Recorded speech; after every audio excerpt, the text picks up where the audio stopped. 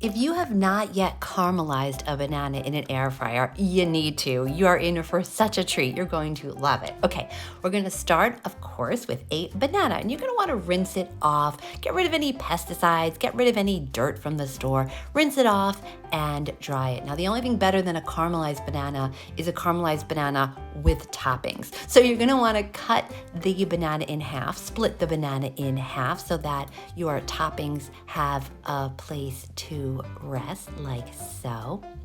Now I like to add something creamy. So you could add tahini, you could add almond butter, you could add peanut butter. For this, I chose peanut butter to put a first layer of peanut butter right in the center. Now, if there is some leftover peanut butter on the spoon, you know what to do. Now, the skin of the banana is fully edible, so if you haven't yet tried that, this is probably the time to try it, and you may want to put some of your creamy topping on as well. Next, I like to add something crunchy, so you could add peanuts, you could add walnuts, you could add pecans. For this, I chose pecans, and really the flavors just mesh together so well in this recipe. Next, I like to add something sweet. So you could add agave, you could add maple syrup, you could add date syrup. I chose for this chocolate chips because chocolate is key to life and everything's better with chocolate.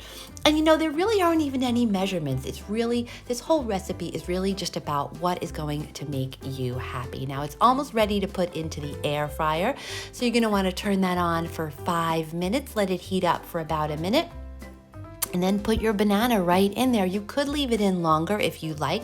Check it and see how it's doing. After 4 minutes in the air fryer, mine was done, and I wanted to up-level it. So then I added some cinnamon, but again, it's whatever spices would add to your enjoyment of your caramelized banana.